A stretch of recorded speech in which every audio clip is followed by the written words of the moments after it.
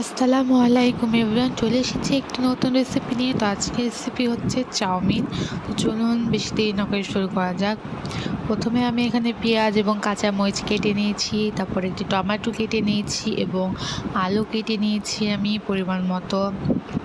এবং সাথে নিয়ে নিয়েছি আমি চাউমিন এবং এর সাথে আছে একটি ডিম। তো চলুন বেশি দেরি না করে মূল রান্নায় চলে যাই। তো প্রথমে আমি একটি পাত্রে পানি গরম করে নিচ্ছি।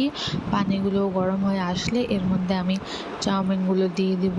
তো এই তো পানি গরম হয়ে গেছে, এখন চাউমিনগুলো দিয়ে দিচ্ছি। এখন এটাকে সিদ্ধ হওয়া পর্যন্ত অপেক্ষা করব। সিদ্ধ হয়ে গেছে, এখন আমরা এটাকে নামিয়ে নেব। তো একটি কড়াইয়ে আমি তেল গরম করে নেব, তার মধ্যে পেঁয়াজ কাঁচামরিচগুলো হালকা নরম করে ভেজে নেব। পেঁয়াজ কাঁচামরিচগুলো নরম হয়ে আসলে এর মধ্যে আমি কেটে রাখা আলুগুলো অ্যাড করে নেব এবং দিয়ে দেবো সামান্য পরিমাণে লবণ এবং এটাকে ভালো মতো ভেজে নেব, লাল লাল হওয়া পর্যন্ত ভেজে নেব। তো আমি খুব সিম্পল ওয়েতে একটি চাউমিন তৈরি করছি, যেভাবে ছোটোবেলাতে আমাদের মা আমাদের রান্না করে খাওয়াতো। তো এই তো এখন আমি এর মধ্যে টমেটো কুচি অ্যাড করে দেবো, এখন একটি ডিম দিয়ে দেবো।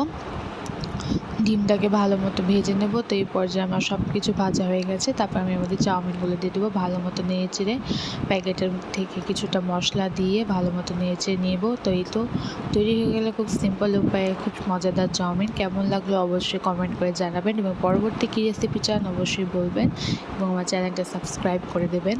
তো এই তো খুবই লোভনীয় এবং খুবই টেস্টি একটা চাউমিন হয়েছে, দেখতে খুবই সুন্দর লাগছে। তো অবশ্যই আপনারা জানাবেন কেমন হয়েছে এবং একটি লাইক করে দেবেন।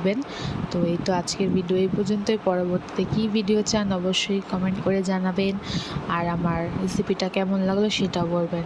ভালো থাকবেন, আল্লাহ হাফেজ।